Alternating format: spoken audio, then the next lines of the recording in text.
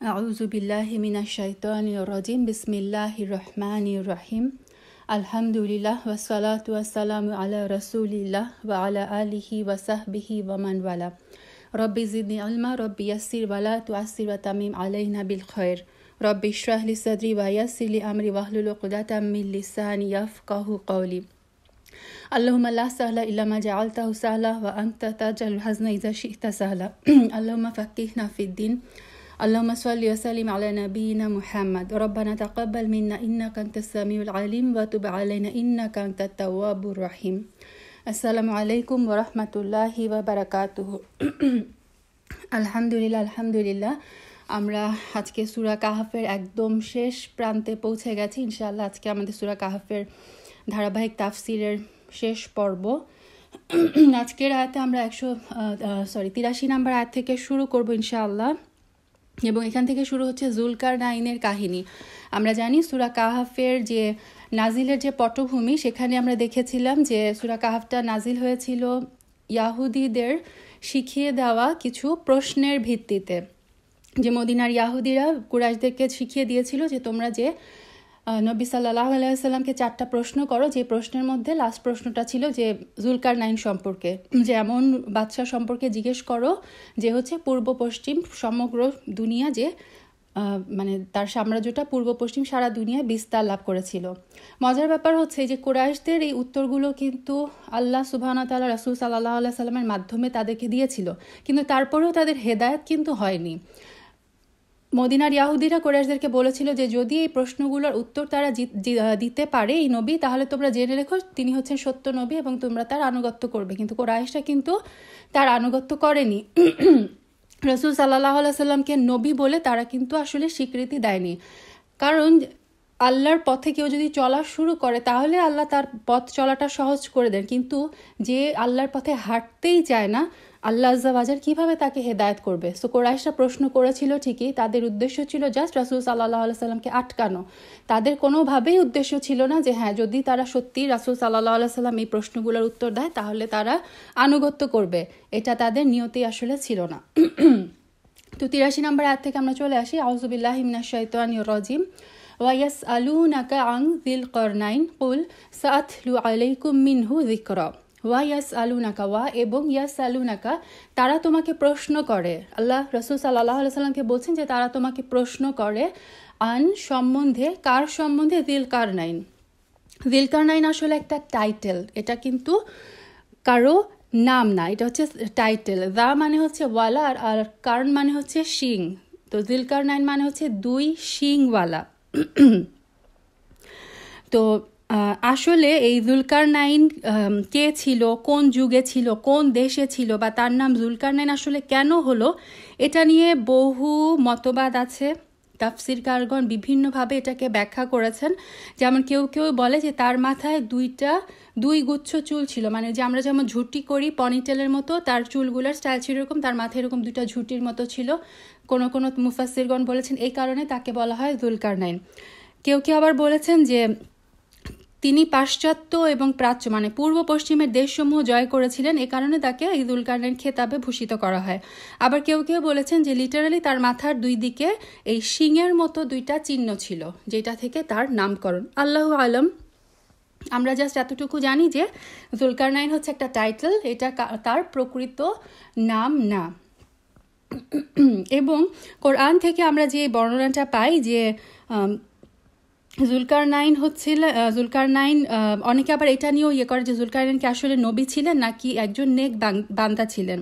কিন্তু আলী রাদিয়াল্লাহু তাআলা আনহু থেকে সহিহ সনদে বর্ণিত হয়েছে যে তিনি, আলী রাদিয়াল্লাহু তাআলা আনহু বলেছেন যে যুলকারনাইন নবী ছিলেন না, তিনি আল্লাহর একজন নেক বান্দা ছিলেন। আল্লাহকে তিনি ভালোবেসেছিলেন এবং আল্লাহ তাকে ভালোবেসেছিলেন, এবং আল্লাহর হকের ব্যাপারে তিনি খুবই সাবধানী ছিলেন। আল্লাহ তার কল্যাণ চেয়েছেন, তাকে তার জাতির কাছে পাঠানো হয়েছিল। আচ্ছা, কোরআনুল কারিমে আমরা যুলকারনাইন সম্পর্কে যা পাই যে তিনি একজন সৎ এবং ন্যায়পরায়ণ বাদশাহ ছিলেন এবং পূর্ব পশ্চিমের দেশসমূহ তিনি জয় করেছিলেন। এবং এই যে দেশসমূহ জয় করার পরে একজন মুমিন মুসলিম শাসকের যে প্রথম কাজ সলাত কায়েম করা, ইসলাম প্রচার করা, জাকাতের ব্যাপারটা প্রতিষ্ঠা করা, ভালো কাজের নির্দেশ দেওয়া, পাপ কাজের থেকে নিষেধ করা, এই সমস্ত কাজগুলো কিন্তু জুলকারনাইন করেছিলেন। এবং তিনি পৃথিবীর বিজয়ের উদ্দেশ্যে বের হয়ে 3 প্রান্তেই পৌঁছেছিলেন। একটা হচ্ছে মুফাসসিরগণ বলেছেন যে তিনি পশ্চিম দিকে চলতে চলতে একদম শেষ সীমানায় আটলান্টিক পর্যন্ত পৌঁছে গিয়েছিলেন। পূর্ব দিকে চলতে চলতে তিনি একদম প্রশান্ত মহাসাগর পর্যন্ত পৌঁছে গিয়েছিলেন।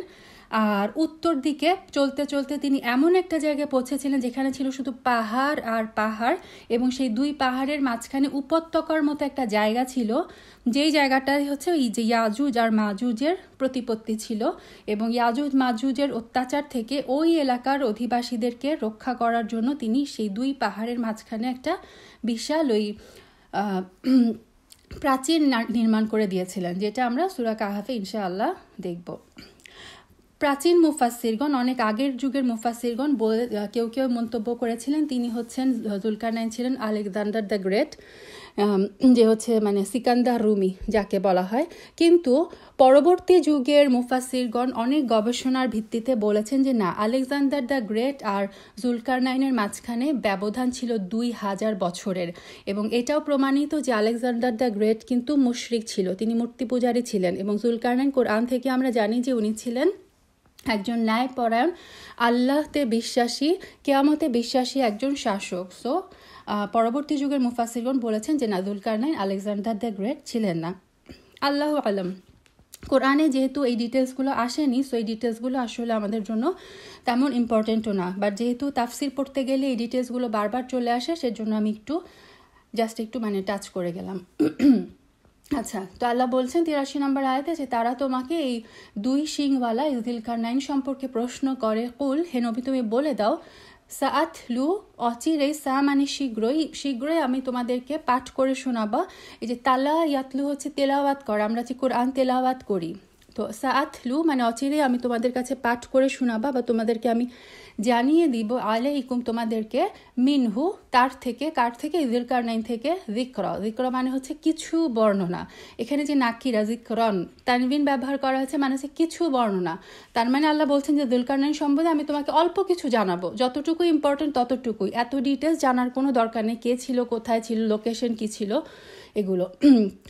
তারা তোমাকে জুলকারনাইন সম্পর্কে জিজ্ঞেস করো, হে নবী তুমি বলে দাও আমি তার বিষয়ে তোমাদের কাছে অল্প কিছু বর্ণনা করব। ইন্না মাক্কান্না লাহু ফিল আরদি ওয়া আতাইনাহু মিন কুল্লি শাইইন সাবাবা। ইন্না নিশ্চয়ই আমরা, মাক্কান্না লাহু ফিল আরদি, মাক্কান্না তাকে কর্তৃত্ব দেওয়া, আমরা তাকে দুনিয়াতে আধিপত্য দিয়েছিলাম। তার আল্লাহ আযজা ওয়া জাল জুলকারনাইনকে পুরা দুনিয়ার উপর আধিপত্য দিয়েছিলেন। ওয়া আতাইনাহু, এবং আমরা তাকে দিয়েছিলাম, মিন কুল্লি শাইইন সাবাবা, প্রত্যেক বস্তু সম্পর্কে সাবাব। সাবাব হচ্ছে সাবাব হচ্ছে জুলকারনাইনের এই যে সাম্রাজ্য অধিকার করতে, রাজত্ব স্থাপন করতে তার যা যা দরকার ছিল, সেই সমস্ত উপকরণগুলো, জীবন উপকরণগুলো আল্লাহ আযজা ওয়া জাল তাকে দিয়েছিলেন। তাফসিরে এসেছে যে সাবাব বলতে এমন বস্তু বোঝায় যা দ্বারা লক্ষ্য অর্জনে সাহায্য হয়। তার এই যে বিজয় করতে যা যা বিষয় প্রয়োজন ছিল, সৈন্য সামগ্রী বা তার যে যুদ্ধ উপকরণ, সব কিছু আল্লাহ আযজা ওয়া জাল তাকে প্রোভাইড করেছিলেন। ফাআতবাআ সাবাবা, অতঃপর সে কি করলো, অনুসরণ করলো এক পথ। সাবাব যে তার এই জীবন উপকরণ দিয়ে সে কি করলো, রাস্তায় চলতে থাকলো, সে তার জার্নি শুরু করলো। হাত্তা ইযা বালাগা মাগরিবা শামসি, হাত্তা পর্যন্ত, যতক্ষণ না পর্যন্ত, ইযা যখন, বালাগা সে পৌঁছে গেল, মাগরিবা শামস, শামস হচ্ছে সূর্য, মাগরিব আমরা বলি না, মাগরিবের সালাত আদায় করি। মাগরিব হচ্ছে অস্ত যাওয়ার যে সময় বা অস্ত যাওয়ার যে স্থান। তার জুলকারনাইন চলতে চলতে সে পশ্চিম দিকে যাত্রা শুরু করলো, এবং পশ্চিম দিকে একের পর এক দেশ জয় করতে করতে সে এমন একটা জায়গায় পৌঁছে গেল যেখানে তার মনে হলো যে ওয়াজাদাহা, সেখানে সে পেল তাগরুবু, যে সূর্যটা অস্ত যাচ্ছে, ফি আইনিন, আইনের একটা অর্থ হচ্ছে আমরা জানি চোখ, আরেকটা অর্থ হচ্ছে ঝর্ণা, জলাশয়। আরবিতে কিন্তু একটা শব্দেরই অনেকগুলো অর্থ থাকে, তো এখানে আইনটা এসেছে এই জলাশয়ের অর্থে। জুলকারনাইনের মনে হলো যে সূর্যটা অস্ত যাচ্ছে একটা জলাশয়ের মধ্যে। হ্যামিয়া, হ্যামিয়া মানে হচ্ছে কাদা, কাদামাটি। ওয়া জাদা ইনদাহা কওমা, এবং সে ওই জলাশয়ের কাছে একটা জাতির সন্ধান পেল। এখন মুফাসসিরগণ এটার এভাবে তাফসির করেছেন যে জুলকারনাইনের এটা মনে হলো যে পশ্চিম দিকে সূর্যটা একদম ডুবে যাচ্ছে একটা কালো জলাশয়ের মধ্যে। কাদামাটি মানে কালো জলাশয়ের মধ্যে। তো কালো জলাশয় বলতে কি বোঝানো হচ্ছে? আমরা যদি মহাসাগরে, সমুদ্রে, বাংলাদেশে যে কক্সবাজারে যখন আমরা সমুদ্র সৈকতে যখন সূর্যাস্ত আমরা দেখি, আমাদের কাছে কি মনে হয়? মনে হয় যে সূর্যটা এই সমুদ্রের মধ্যেই যেন অস্ত যাচ্ছে, সমুদ্রের মধ্যেই যেন সে ঢুকে যাচ্ছে। আসলে কিন্তু তা না, সূর্য কিন্তু তার কক্ষপথেই ঘুরছে। বাট আমাদের কাছে অ্যাপিয়ারেন্সটা ওরকম মনে হয় যে সূর্য যেন সমুদ্রের মধ্যেই ডুবে যাচ্ছে।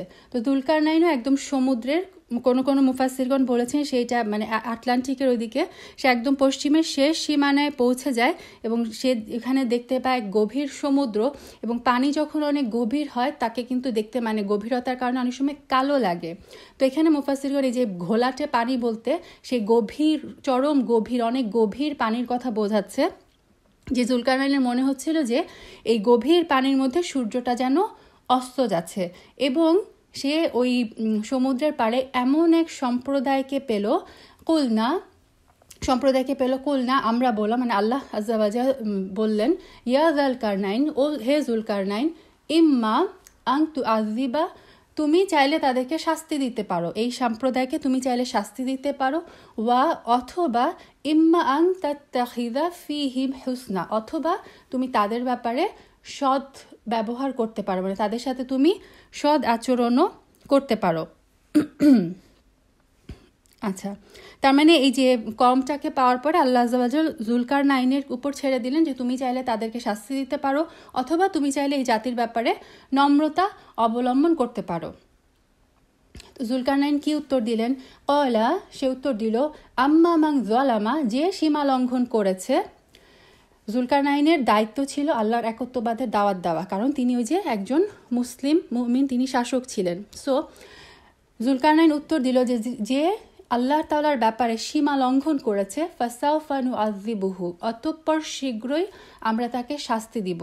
সুম্মা, তারপর ইউরদ্দু, তাকে ফিরিয়ে দেওয়া হবে, ইলা রব্বিহি, কারণ এই দুনিয়ায় আমরা মানে কোনো একটা অপরাধীকে যতই শাস্তি দেওয়া হোক না কেন, সে শাস্তি ভোগ করুক কি না করুক, আলটিমেটলি তাকে কিন্তু ফেরত যেতে হবে তার রবের কাছে।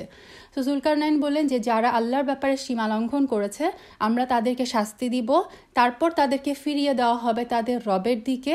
ফায়ুআযিবুহু আযাবান নুকরা, তারপরে আলটিমেট শাস্তিটা এই সীমালঙ্ঘনের কারণে দিবে তার রব।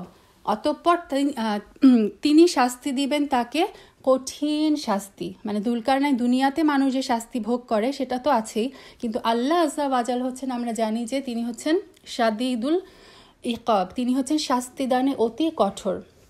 তো জুলকারনাইন সেটাই বললেন যে আল্লাহর ব্যাপারে সীমালঙ্ঘন করবে আমি তাকে অচিরেই শাস্তি দিব, তারপর আমি তাকে প্রতিপালকের কাছে ফিরিয়ে দেওয়া হবে, তখন তার প্রতিপালক আলটিমেটলি তাকে কঠিন শাস্তি দিবেন।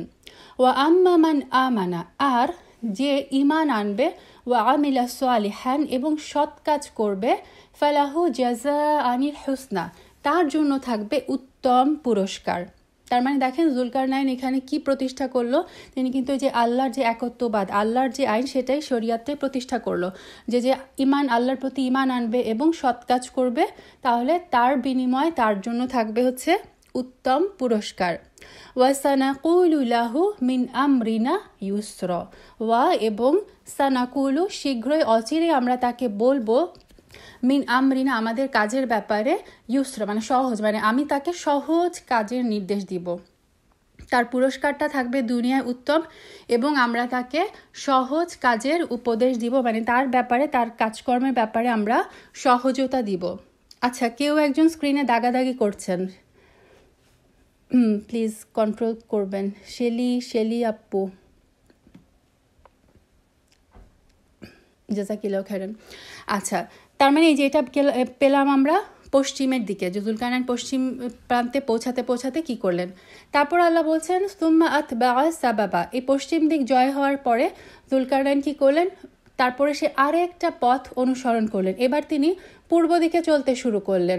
হাত্তা ইদা বালাগ, যতক্ষণ না পর্যন্ত তিনি পৌঁছালেন মাতলিয়া শামস। মাতলিয়া শামস হচ্ছে সূর্য ওঠার স্থান। যতক্ষণ না যুলকারনাইন সূর্য ওঠার স্থান, মানে একদম পূর্ব দিকে তিনি পৌঁছে গেলেন এবং তার মনে হলো যে এটা হচ্ছে সূর্য ওঠার স্থান, মানে একদম পূর্ব দিকের সীমান্ত।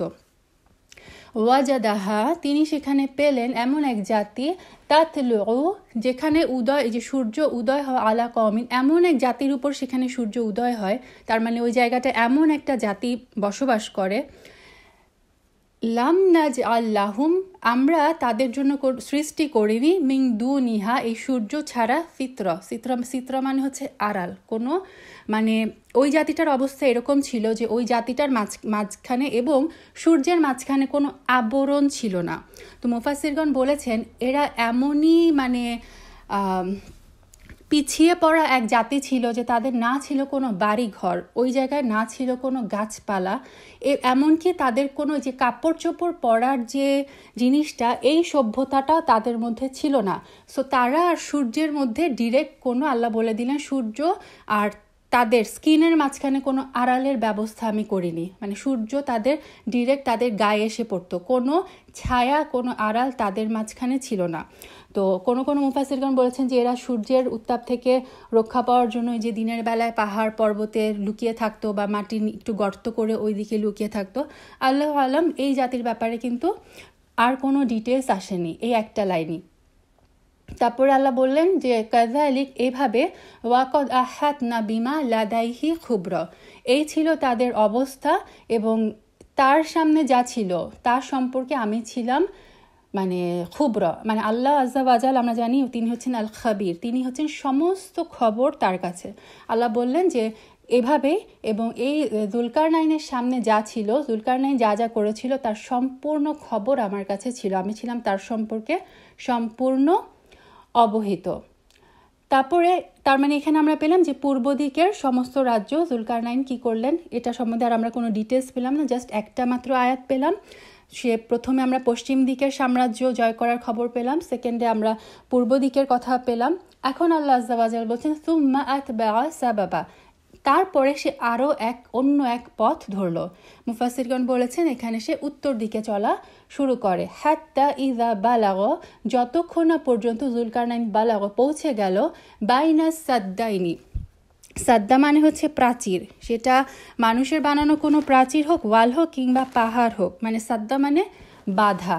যুলকারনাইন মানে চলতে চলতে এমন একটা জায়গায় পৌঁছে গেল যেখানে সে দুই পর্বতের মাঝামাঝি একটা জায়গায় পৌঁছালো এবং দুই পর্বতের মাঝখানে ছিল উপত্যকা। ওয়াজাদা, সে পেল মিন দুনিহিমা, এই পাহাড় ছাড়া, কওমা, ওই জায়গায় সে এমন একটা জাতিকে পেল, লা ইয়াকাদুনা ইয়াফকাহুনা কওলা, যারা তাকে মানে যারা কথাবার্তা খুব কম বুঝতে পারত। যুলকারনাইনের একটা গুণ ছিল যে আল্লাহ আজ্জা ওয়াজাল তাকে ভাষার জ্ঞান দিয়েছিলেন। এই যে তিনি পুরা পৃথিবীর সাম্রাজ্য জয় করেছিলেন, যেখানেই তিনি গিয়েছেন তাদের ভাষা তিনি মোটামুটি বুঝতে পারতেন। কিন্তু আল্লাহ আজ্জা ওয়াজাল এই যে এখানে এই উত্তর দিকের এই যে জনপদটার কথা বললেন, এখানে স্পেসিফিক্যালি উল্লেখ করে দিলেন যে এরা এমন এক জাতি যাদের ভাষা যুলকারনাইন বুঝতে পারছিলেন না। তো কোনোভাবে তারা ইশারা ইঙ্গিতে বা কষ্ট করে বুঝালো, কলু, সেই জাতিটা যুলকারনাইনকে বলল, ইয়া যুলকারনাইন, হে যুলকারনাইন, ইন্না, নিশ্চয়, ইয়াজুজা ওয়া মাজুজা, নিশ্চয় ইয়াজুজ মাজুজ, মুফসিদুনা ফিল আরদ, মুফসিদুনা মানে ফাসাদ সৃষ্টি করছে, ইয়াজুজ মাজুজ এই পৃথিবীর এই প্রান্তটাতে আমাদের উপর ফাসাদ সৃষ্টি করছে, অশান্তি সৃষ্টি করছে, বিশৃঙ্খলা সৃষ্টি করছে। ফাহাল না যে আলু লাকা খরজান, অতএব আমরা কি তোমাকে কোনো কর দিব? আমরা জানি যে একটা রাজা যখন রাজ্য দখল করে তখন কি করে, মানে একটা কর ধার্য করে। আমরা যে এখনকার যুগে যেমন বলতে পারি যে কোনো দেশে যখন আমরা থাকি একটা ট্যাক্স দিতে হয়, কর। তো ওই জাতিটা এই ইয়াজুজ মাজুজের হাত থেকে রক্ষা পাওয়ার জন্য যুলকারনাইনকে কর অফার করলেন, বললেন যে আমরা কি তোমার কর দিব, আমরা তোমাকে অনেক কর দিব। আয়লা, এই শর্তে যে আংতা যে আয়লা বাইনানা ওয়া বাইনাহুম সাদ্দা, এই শর্তে যে তুমি আমাদের মাঝে ওয়াবাইনাহুম, এবং তাদের মাঝখানে মানে ইয়াজুজ মাজুজের মাঝখানে একটা সাদ্দা, একটা প্রাচীর, একটা বাধা, এমন একটা কিছু প্রাচীর তুমি আমাদেরকে নির্মাণ করে দিবে যেটা ভেদ করে ইয়াজুজ মাজুজ আমাদের উপরে আর এই অত্যাচার করতে পারবে না। তো এই শর্তটা তারা, এই প্রস্তাবটা তারা জুলকারনাইনকে দিলেন। তো জুলকারনাইন কি বললেন? কয়লা, তিনি উত্তর দিলেন, মা মাক্কান্নি ফিহি রব্বি, আমার রব আমাকে যে ক্ষমতা দিয়েছেন, একটু আগে কিন্তু আমরা দেখে এসেছিলাম যে আল্লাহ আযজা ওয়া জাল বললেন যে ইন্না মাক্কান্না লাহু ফিল আরদি, আমরা তাকে পৃথিবীর মধ্যে ক্ষমতা দিয়েছিলাম, প্রতিষ্ঠিত করেছিলাম। তো জুলকারনাইন সেখানে এই আল্লাহ আযজা ওয়া জালের এই যে তার উপর যে নিয়ামত, সেটাকে স্মরণ করে সেটা স্বীকৃতি দিয়ে বললেন, আমার রব আমাকে যে ক্ষমতা দিয়েছেন খয়র, এটাই হচ্ছে তার মানে উৎকৃষ্ট, মানে তোমরা আমাকে যে কর দিতে চাচ্ছ সেই করের আমার কোনো প্রয়োজন নেই, আমার রব আমাকে উৎকৃষ্ট, আমার রব আমাকে অত্যন্ত উত্তম ক্ষমতা দিয়েছেন। এই সেম কথাটা কিন্তু যখন সূরা সাবাতে আমরা পাই যে বিলকিস, সাবার রানী বিলকিস যখন সুলাইমান আলাইহিস সালামকে উপঢৌকন পাঠানোর প্রস্তাব দিয়েছেন, উপঢৌকন নিয়ে যখন রানী বিলকিসের যে সৈন্যবাহিনী যখন সুলাইমান আলাইহিস সালামের কাছে তার যে দূত এসেছিল, সুলাইমান আলাইহিস সালাম কিন্তু এই সেম উত্তরটা দিয়েছিলেন যে তোমরা আমাকে তোমাদের এই ধন সম্পদ দিতে চাচ্ছ, আল্লাহ আমাকে এর চেয়ে অনেক ভালো কিছু দিয়েছেন। তো সেম কনসেপ্টে জুলকারনাইনও বললেন যে আমার রব আমাকে যেটা দিয়েছেন সেটা হচ্ছে খয়ের, মানে এটার চেয়ে উত্তম। সো তোমাদের এই অর্থ করি, তোমাদের এই কর আমার লাগবে না, কিন্তু ফাআইনুনি, আমাকে তোমরা সাহায্য করো, তোমাদের সাহায্য আমার প্রয়োজন। কিসে? বিকুয়া, তোমাদের শ্রম দিয়ে, মানে আমি এই যে প্রাচীরটা বানিয়ে দিব এটা করতে আমার জনবল দরকার। সো তোমরা আমাকে সেই জনবল দিয়ে আমাকে তোমরা হেল্প করো, তোমরা শ্রম দিয়ে আমাকে হেল্প করো। আজআল, আমি বানিয়ে দিব, বাইনাকুম ওয়া বাইনাহুম, তোমাদের মাঝে এবং তাদের মাঝে রদমা। রদমা মানে হচ্ছে খুব শক্ত মজবুত প্রাচীর।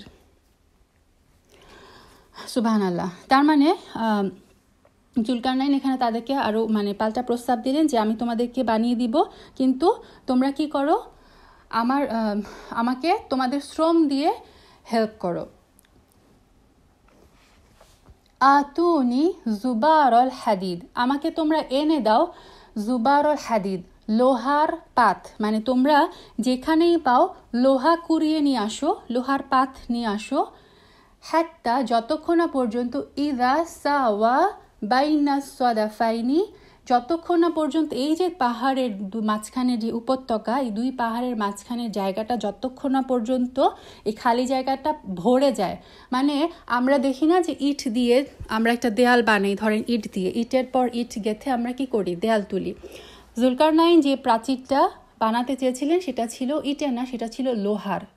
সে কারণে তিনি বললেন যে তোমরা যেখান থেকে পারো লোহার পাত নিয়ে আসো, একটার উপর একটা লোহার পাত রাখতে থাকো যতক্ষণ না পর্যন্ত এই দুই পাহাড়ের মাঝখানের এই ফাঁকা জায়গাটা পুরা ভরাট হয়ে যায়। কয়লা, তারপরে যখন পুরা ভরে গেল, লোহার উপর লোহা রেখে যে প্রাচীরের মতো যখন ভরে গেল, তখন তিনি কি বললেন, কয়লান ফুখু, তোমরা এখন হাপড়ে ফু দাও, মানে আগুন জ্বালাও, হাপড়ে তোমরা ফু দাও। হাত্তা, যতক্ষণ না পর্যন্ত, ইদা জালাহু নারন, যতক্ষণ না পর্যন্ত এই যে লোহা এত আগুন জ্বালাও, হাপড়ে এত ফু দিতে থাকো যে সমস্ত লোহার পাতগুলো যেন পুরো আগুনের মতো লাল হয়ে যায়, যতক্ষণ না পর্যন্ত সেটা পুরো আগুনের মতো দেখতে মনে হয়। কয়লা, তারপর তিনি বললেন, আতুনি, আমাকে এনে দাও, উফরিগ আলাইহি কিতরা, কিতরা মানে হচ্ছে গলিত তামা, গলিত সীসা। তার মানে আমরা এই যে ইটের পর ইট শুধু কি দিয়ে কিন্তু দেয়াল দ্বারাই করাই না, তাই না? আমরা কি করি, একটা ঢালাই দিই, একটা সিমেন্টের ঢালাই দিই, ইটটা যাতে জায়গা মতো দাঁড়িয়ে থাকে। তো জুলকারনাইনও সেম টেকনোলজিতে তিনি এই যে লোহার পাত দিয়ে যে দেয়ালটা দাঁড়া করালেন, সেই দেয়ালটাকে উনি ঢালাই যে দিবেন, সেই ঢালাইটা উনি দিলেন গলিত তামার, মানে গলিত তামা, পুরা গলিত তামার ঢালাই দিয়ে তিনি ওই লোহার প্রাচীরটাকে মজবুত করে দিলেন। ফামাস তোয়াউ, তারপর তারা সক্ষম হলো না, আইয়াযহারুহু, সেটা অতিক্রম করতে, ওয়ামাস্তাতাউ এবং তারা এটাও সক্ষম হলো না লাহু এই দেয়ালের মাঝখানে নাকবা কোনো ছিদ্র করতে। তার মানে ইয়াজুজ মাজুজ এই দেয়াল বানানোর পরে ওই প্রাচীরটা ডিঙাতে পারলো না। ইয়াজহারু মানে সেটা একটা প্রাচীর, একটা ওয়াল ক্রস করার দুইটা উপায়, হয় হচ্ছে ওয়ালের উপর দিয়ে মানে ওয়াল টপকি আসবে, অথবা হচ্ছে ওয়ালটা ফুটা করে আসবে। তো ইয়াজুজ মাজুজ এখানে আল্লাহ আয্যা বলে দিলেন যে এই প্রাচীরটা বানানোর পরে তারা সেটাকে টপকাতে পারলো না, অতিক্রম করে আসতে পারলো না, এবং এই দেয়ালের মধ্যে কোনো ছিদ্র করতেও তারা সক্ষম হলো না। এখানে জাস্ট একটু বালাঘাট ছোট্ট একটা পয়েন্ট বলি, দেখেন একটা শব্দ ইউজ করা আছে ইস্তাউ প্রথমেটা, আর পরেরটা হচ্ছে ওয়ামাস্তাতাউ, মানে যে একটা এক্সট্রা তা। তো অপেক্ষাকৃতভাবে একটা দেয়াল টপকানো কিন্তু সোজা, দেয়ালটা মানে ভাঙার চেয়ে দেয়াল টপকানো কিন্তু ইজি কাজে আল্লাহ আয্যা কি করলেন, ছোট্ট একটা শব্দ ইউজ করলেন ইস্তা। আর যখন কাজটা কঠিন হয়ে যায়, মানে দেয়াল ছিদ্র করাটা অপেক্ষাকৃত কঠিন, সে কারণে ওই সেম ওয়ার্ডটা জাস্ট আল্লাহ ইউজ করলেন একটা এক্সট্রা তা দিয়ে। ওই যে এটা গতদিনও আমি বলেছিলাম যে আরবিতে নিয়ম হচ্ছে একটা হরফ যদি বেড়ে যায় সেই কাজটার ভারিক্কি, সেই শব্দটার ভারিক্কি মানে কঠিনতাও বেড়ে যায়, সেই শব্দটার মিনিং বৃদ্ধি পায়। সো এখানেও জাস্ট বালাগাতে ছোট্ট একটা পয়েন্ট যে অপেক্ষাকৃতভাবে টপকানো যেহেতু সহজ, এই কারণে আল্লাহ আয্যা তাছাড়া শব্দটা ইউজ করলেন, আর সেম শব্দটাই দুইটাই মিনিংই কিন্তু সক্ষম হওয়া। জাস্ট এইগুলো হচ্ছে কোরআনের অলংকার। আচ্ছা, ইয়াজুজ মাজুজ নিয়ে একটু বলে নিই এখানে হাদিস থেকে। ইয়াজুজ মাজুজের বর্ণনা কোরআনে জাস্ট 2 বার এসেছে, একটা হচ্ছে এই সূরা কাহাফে, আরেকটা আমরা পাই হচ্ছে সূরা আনবিয়াতে। তো সূরা কাহাফে আমরা যেটুকু পড়লাম, আর হাদিস থেকে আমরা একটু বর্ণনা পাই। হাদিসে এসেছে যে ইয়াজুজ মাজুজ হচ্ছে নূহ আলাইহিস সালামের যে নূহ আলাইহিস সালামের 3 সন্তান ছিল, হাম, শাম, আর একটা ছিল ইয়াফাস। তো ইয়াফাসের বংশধর থেকেই এসেছে হচ্ছে ইয়াজুজ মাজুজ, এটা হচ্ছে মুসনাদে আহমদে এসেছে। আর ইয়াজুজ মাজুজ সম্বন্ধে একটু বিস্তারিত একটা সহিহ হাদিস হচ্ছে নওয়াস ইবনে সামআন রাদিয়াল্লাহু তাআলা আনহুর হাদিস। সেখানে দজ্জালের ঘটনা আর তার ধ্বংসের কথা বিস্তারিত বর্ণনা করা হয়। মানে কিয়ামতের আমরা জানি কিছু মেজর সাইন আছে, কিছু মাইনর সাইন আছে, এবং মেজর সাইন হচ্ছে 10টার মধ্যে একদম ফার্স্ট হচ্ছে দজ্জাল, তারপরে সেকেন্ড হচ্ছে ঈসা আলাইহিস সালামের আগমন, এবং থার্ড হচ্ছে এই ইয়াজুজ মাজুজের আগমন। তো এই হাদিসটাতে প্রথমেই দজ্জালের ঘটনা আর তার ধ্বংসের বর্ণনার বিস্তারিত বর্ণনা দেওয়ার পরে বলা হয়েছে ইয়াজুজ মাজুজ সম্পর্কে যে এই যে ঈসা আলাইহিস সালাম যখন দজ্জালকে ধ্বংস করবেন, তারপরে আল্লাহ আয্যা ওয়াজাল ঈসা আলাইহিস সালামকে বলবেন, ঘোষণা করবেন, আমি আমার বান্দাদের মধ্য থেকে এমন একটা জাতি বের করব যাদের মোকাবেলা করার শক্তি কারও নেই। তার মানে সুবহানাল্লাহ, দেখেন ঈসা আলাইহিস সালাম দজ্জালকে তিনি ধ্বংস করে ফেলবেন, পরাস্ত করে ফেলবেন, কিন্তু আল্লাহ আয্যা ওয়াজাল তাকে বলে দিলেন যে এই ইয়াজুজ মাজুজকে ধ্বংস করার মতো শক্তি কারো নেই, ঈসা আলাইহিস সালামও পারবে না তাদেরকে ধ্বংস করতে। কাজেই আল্লাহ বলবেন, হে ঈসা, আপনি আপনার সমস্ত এই যে মুসলিম সঙ্গীদেরকে নিয়ে তুর পর্বতে চলে যান। তারপরে আল্লাহ আয্যা ওয়াজাল ইয়াজুজ মাজুজের রাস্তা খুলে দিবেন। কিভাবে রাস্তা খুলে দিবেন এটাও আরেকটা হাদিস আছে, আমরা একটু পরে ইনশাআল্লাহ আসছি। ইয়াজুজ মাজুজকে তার মানে আল্লাহ পারমিশন দিবেন, সেদিন আল্লাহ মানে হুকুম করবেন যে ইয়াজুজ মাজুজ সেদিন তাদেরকে ছেড়ে দেওয়া হবে, এবং তারা এত দ্রুত গতিতে চলবে মনে হবে যে তারাও যে মানে ঢেউয়ের মতো, সাগরের ঢেউ কি একটার পর একটা আসতে থাকে। ইয়াজুজ মাজুজের সংখ্যা হবে অনেক, এবং তারা এমনভাবে চলতে শুরু করবে যেন উপর থেকে নিচে পিছলে এসে পড়ছে, এবং তাদের প্রথম দলটি তাবরিয়া উপসাগরের কাছ দিয়ে যাওয়ার সময় তার পানি পান করে এমন অবস্থা করে দিবে যে দ্বিতীয় দলটি এসে সেখানে কোনোদিন পানি ছিল এ কথাই বিশ্বাস করতে পারবে না। মানে তাদের সংখ্যা এত হবে, তাদের ইয়াজুজ মাজুজের একটা গ্রুপ এই উপসাগর ক্রস করার সময় সমস্ত পানি খেয়ে ফেলবে। সেকেন্ড গ্রুপ যখন আসবে তখন তারা বিশ্বাসই করতে পারবে না যে এই উপসাগরে, চিন্তা করেন, নদী বা খাল বিল কিন্তু না, উপসাগর, সেই সাগরে যে কোনো পানি ছিল সেটাই তারা বিশ্বাস করতে পারবে না, তাদের সংখ্যা এত হবে। তারপর ঈসা আলাইহিস সালাম এবং তার সঙ্গীরা তুর পর্বতে আশ্রয় নিবে, এবং অন্যান্য মুসলিমরা নিজ নিজ দুর্গে নিরাপদ স্থানে আশ্রয় নিবে। ঈসা আলাইহিস সালাম এই যে ইয়াজুজ মাজুজ যেটা করবে, আরেকটা হাদিসে এসেছে যে তারা যেখানে যে মানুষ পাবে সমস্ত মানুষকে তারা হত্যাযজ্ঞ করবে, সবাইকে তারা মেরে ফেলবে। সবাইকে হত্যা করার পরে তাদের ধারণা হবে যে সমস্ত পৃথিবীর মানুষকে তারা ধ্বংস করে ফেলেছে।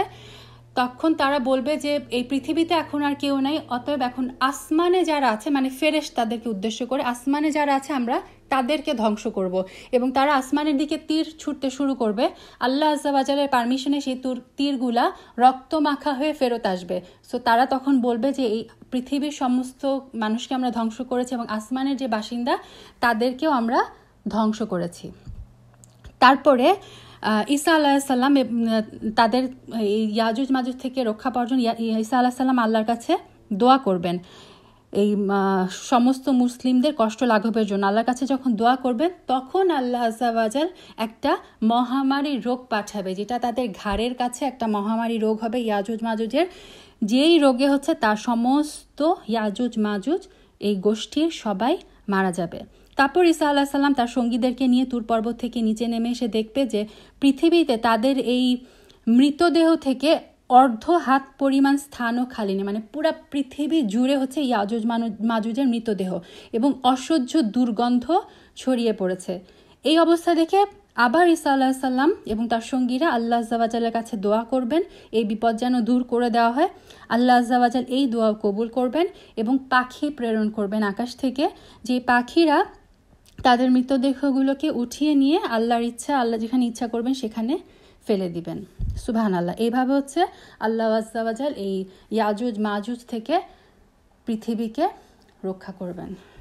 তারপরে হচ্ছে মানে একটা খুব অল্প সময়ের জন্য ওই যে মুসলিমদের জীবনের সবচেয়ে যে মানে বেস্ট সময়টুকু ঈসা আলাইহিস সালামের সময়, যে মানে সবাই মুসলিম থাকবে, মানে এত বেশি ফ্লারিশমেন্ট তখন থাকবে, কেউ কাকে জাকাত দেওয়ার মতো খুঁজে পাবে না। ওই যে একদম বেস্ট টাইমটা উম্মার, তখন হচ্ছে ওই টাইমটা আসবে, সেটা খুব অল্প কিছুদিন আসবে।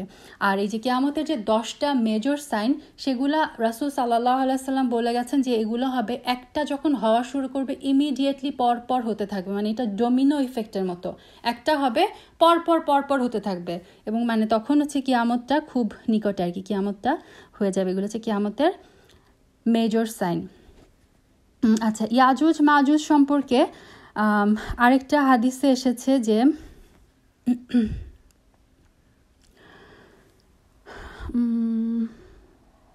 আচ্ছা, একটা হাদিসে এসেছে যে রাসূল সাল্লাল্লাহু আলাইহি সাল্লাম একদিন ঘুম থেকে এমন অবস্থায় জেগে উঠলেন যে তার মুখমণ্ডল ছিল রক্তিমাপ এবং মুখে তিনি এই বাক্য উচ্চারণ করছিলেন যে আল্লাহ ব্যতীত কোনো উপাস্য নেই, আরবদের ধ্বংস নিকটবর্তী, আজ ইয়াজুজ মাজুজের প্রাচীরে এতটুকু ছিদ্র হয়ে গেছে। তারপরে তিনি বৃদ্ধাঙ্গুলি আর তর্জনী মিলিয়ে মানে একটা সার্কেলের মতো করে দেখালেন যে আজকে ইয়াজুজ মাজুজের যে প্রাচীরটা, ওই যে জুলকারনাইন যে প্রাচীরটা তাদের নির্মাণ করে দিল, সেই প্রাচীরের মধ্যে তারা এতটুকু ছিদ্র করে ফেলেছে।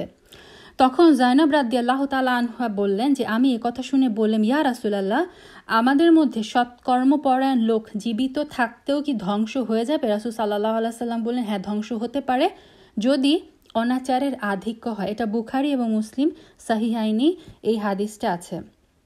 তারপর এই যে মানে ইয়াজুজ মাজুজ নিয়ে খুব বিখ্যাত একটা হাদিস, যেটা মোটামুটি সবাই জানে, যে রাসূল সাল্লাল্লাহু আলাইহি সাল্লাম বলেছেন যে ইয়াজুজ মাজুজ প্রত্যেক দিন এই জুলকারনাইনের করে দেওয়া এই যে দেয়ালটা খুঁড়তে থাকে। হ্যাঁ, তো খুঁড়তে একটা নির্দিষ্ট একটা সীমানায় পৌঁছার পরে তাদের যে মানে তাদের উপর দায়িত্বশীল একজন আছে, গার্ডের মতো আছে এখানে, আল্লাহু আলাম।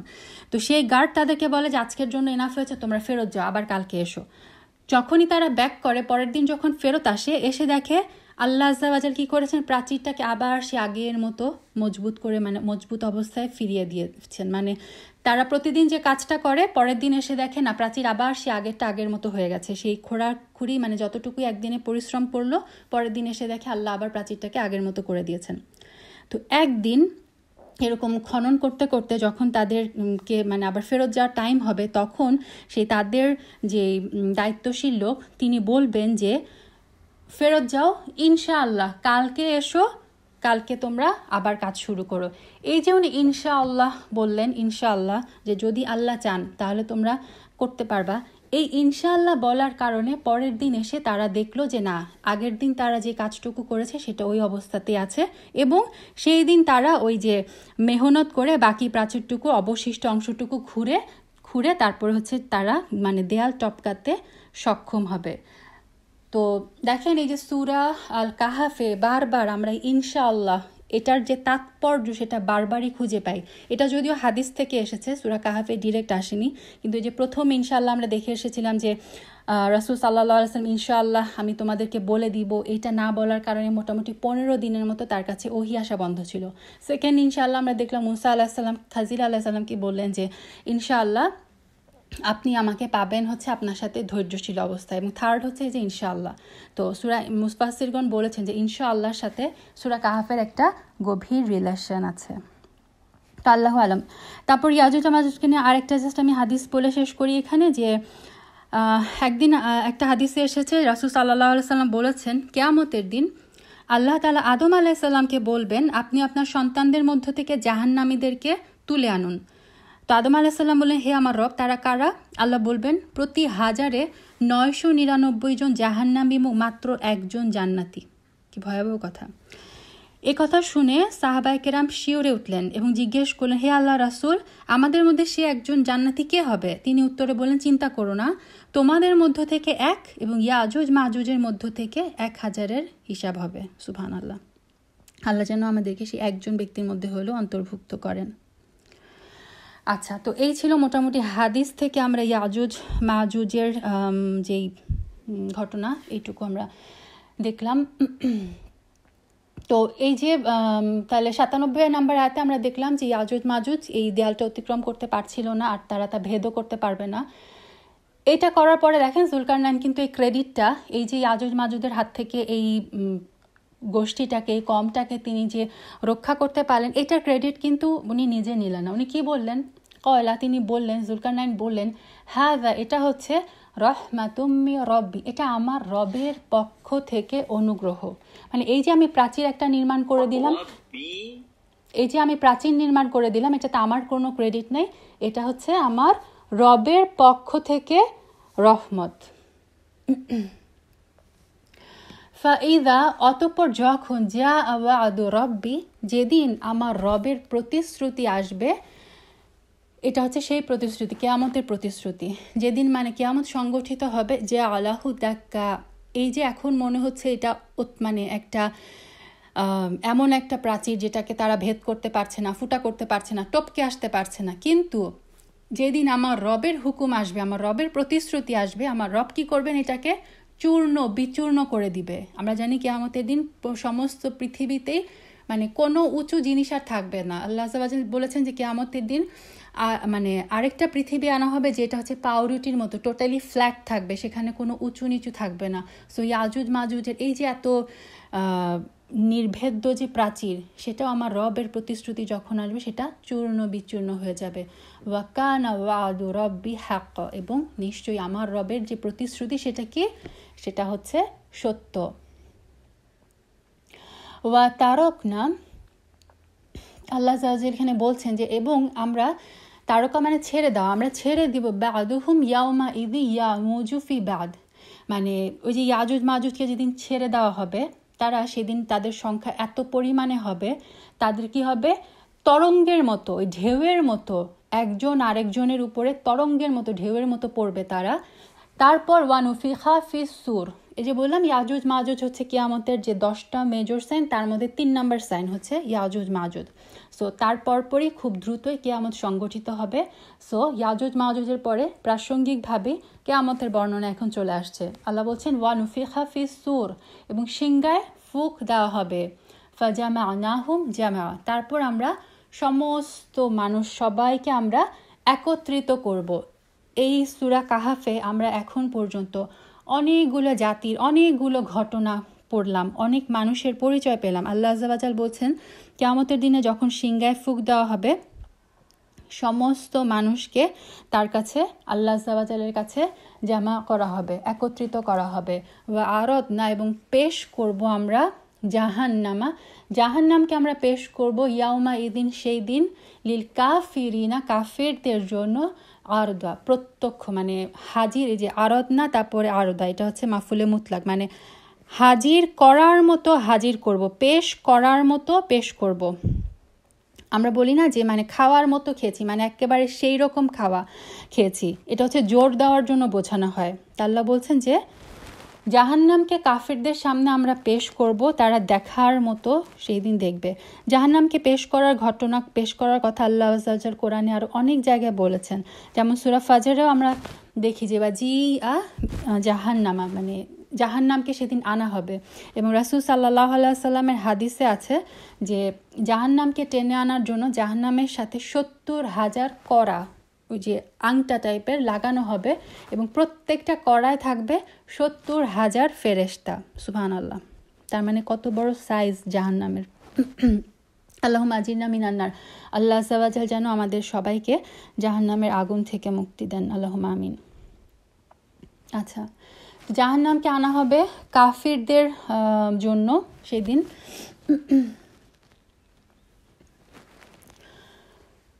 কাফিরদের জন্য পেশ করা হবে জাহান্নামকে। তারপরে আল্লাহ বলছেন যে আল্লাযীনা কানাত আয়ুনুহুম ফি গিতাইন, যারা, তাদের অপরাধ কি ছিল, তাদের যে চোখগুলো, তাদের যে আয়ুনগুলো ছিল তার মধ্যে পর্দা পড়া ছিল। কিসের থেকে পর্দা ছিল? আং যিকরি, আমার স্মরণ থেকে, মানে তাদের চোখগুলো যেন আবরণে আবৃত ছিল। তারা চোখ খুলে ভালো মন্দের পার্থক্য করতে পারেনি। তারা দেখেও সত্যকে অস্বীকার করেছে, সুন্নাহকে তারা অস্বীকার করেছে, তারা শিরক বিদআত করেছে। ওয়াকানু লা ইয়াস্তাতিউনা সামআ, এবং তারা শুনতেও সক্ষম ছিল না। তাদের চোখের উপর ছিল পর্দা এবং তাদের কানের উপরও পর্দা ছিল, তারা দেখতেও পেত না, তারা শুনতেও পেত না।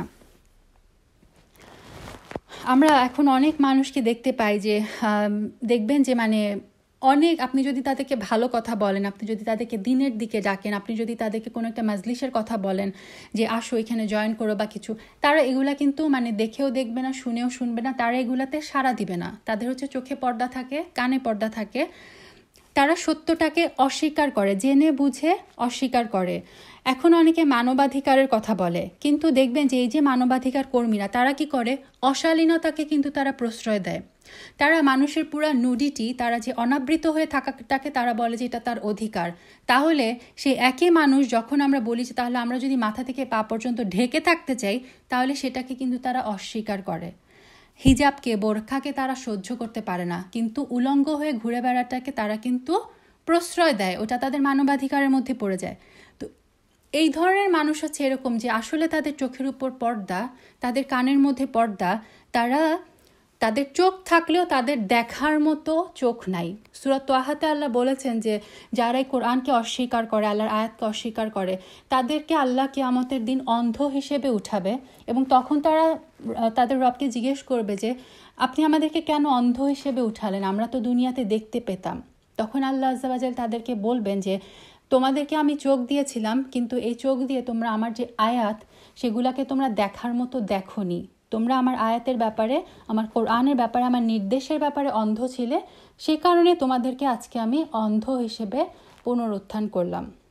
আল্লাহ আযজা ওয়া জাল যেন আমাদেরকে দেখার মতো চোখ দেন, বোঝার মতো অন্তর দেন, এবং শোনার মতো সেই কান দেন। আল্লাহ বলছেন আফা হাসিবাল্লাযিনা কাফারু, এই যে যারা কুফরি করছে, যারা অস্বীকার করছে, তারা কি এইটা ধারণা করছে আইয়াত্তাখিজু, যে তারা গ্রহণ করবে ইবাদি, আমার দাসকে, মিং দুনি, আমাকে ছেড়ে, আউলিয়া, অভিভাবক রূপে, মানে আমার, যারা আমার সাথে অন্য কাউকে, আমার সৃষ্টিকে, স্রষ্টাকে বাদ দিয়ে যারা সৃষ্টিকে আউলিয়া হিসেবে, অভিভাবক হিসেবে, প্রোটেক্টিভ ফ্রেন্ড হিসেবে গ্রহণ করছে, উপাস্য হিসেবে গ্রহণ করছে, তারা কি ভাবছে? ইন্না, নিশ্চয়ই আমরা, আতাদনা, প্রস্তুত করে রেখেছি, জাহান্নামা লিল কাফিরিনা নুজুলা, কাফেরদের জন্য আমরা জাহান্নামকে প্রস্তুত করে রেখেছি। নুজুলা, নুজুলান মানে হচ্ছে মেহমানদারি, আপ্যায়ন। আল্লাহ আযজা ওয়া জাল এখানে মানে কাফেরদের উদ্দেশ্যে বলছেন, এটা হচ্ছে মানে যে কি বলে, শব্দটা ভুলে গেলাম, মানে এটা অনেকটা তাচ্ছিল্য করে বলা হচ্ছে যে হ্যাঁ কাফিরদের জন্য আমি জাহান্নামে তাদের খুব মেহমানদারি করা হবে, জাহান্নামকে আমি তাদের মেহমানদারির জন্য রেডি করে রেখেছি।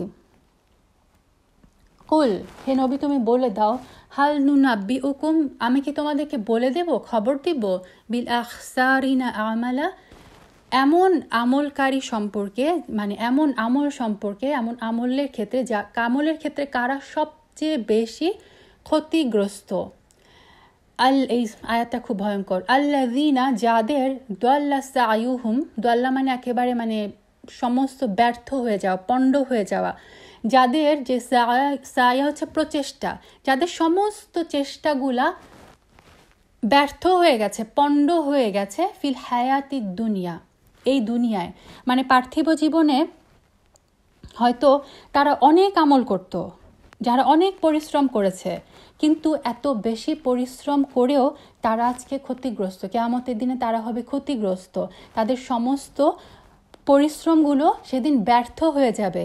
এবং ওয়াহুম, অথচ তারা ইয়াহসাবুনা, তারা মনে করে, আন্নাহুম, যে তারা, ইউহসিনুনা সুনা, তারা মানে তারা ভাবে যে তারা খুব উত্তম কর্ম করছে। একজন চোর যখন চুরি করে, একজন ঘুষখোর যখন ঘুষ খায়, সে কিন্তু জানে যে সে অপরাধ করছে, সে কিন্তু কখনো ভাবে না যে সে খুব ভালো কাজ করছে। কিন্তু সমস্যা হচ্ছে সেই ধরনের মানুষগুলোকে যারা, যেমন বেদাতপন্থীরা, তারা কি ভাবে, তারা কিন্তু ভাবে যে খুব ভালো কাজ তারা করছে। এই যে শবে বরাতে পুরো রাত জেগে জেগে তারা সলাত পড়ে, তারা বলে কি, তা আমরা তো ভালো কাজ করছি। হতে পারে যদি তাদেরকে বলা হয় রাসূল সাল্লাল্লাহু আলাইহি সাল্লাম এটা করেনি, সাহাবীরা এটা করেনি, তবে তাবেঈনরা এটা করেনি, তারা বলে তারা করেনি তো কি হয়েছে, খোলাফায়ে রাশিদিন করেনি তো কি হয়েছে, আমরা তো খারাপ কিছু করছি না, আমরা শবে বরাতে হালুয়া একা খাচ্ছি না, আমরা গরিব দুঃখীদের মধ্যে বিলি করে খাচ্ছি, আমরা তো আলটিমেটলি ভালো কাজ করছি। কিন্তু তারা বুঝে না যে এই যে তারা ভালো কাজগুলোকে যাকে ভাবছে, এগুলো তাওহীদ আর সুন্নাহর পরিপন্থী। যেই কাজ রাসূল সাল্লাল্লাহু আলাইহি সাল্লাম করেনি, যে কাজ আমাদের শরীয়তে নাই, সেই কাজ করাটাই হচ্ছে বেদাত। ওমর রাদিয়াল্লাহু তাআলা আনহু বাইতুল মুকাদ্দাসের দিকে যখন উনি জার্নিতে গিয়েছিলেন, তো জঙ্গলের ভিতরে উনি দেখতে পান যে এক কুঁড়ে ঘর বানিয়ে খ্রিস্টান ধর্মযাজককে উনি দেখতে পান, যে এত বেশি ইবাদত করছিল। এবং ওই যে মানে সে কি করলো, ওই খ্রিস্টান ধর্মযাজক পুরা সমাজ থেকে, মানব সমাজ থেকে সে নিজেকে বিচ্ছিন্ন করে মানে ইবাদতের জন্য তার নিজের জীবনকে বিলিয়ে দিচ্ছে। সে হচ্ছে তার মানে হাড্ডি চামড়া শুকিয়ে, মানে বর্ণনা এসেছে যে তার শরীরে আর কোনো মাংস নাই, চামড়া যেন হাড্ডির মধ্যে লেগে গেছে। তখন ওমর রাদিয়াল্লাহু তাআলা আনহু ওই ব্যক্তির এই অবস্থা দেখে তিনি সূরা গাশিয়ার ওই দুইটা আয়াত পড়লেন, আমিলাতুন নাসিবা তাসলা নারান হামিয়া।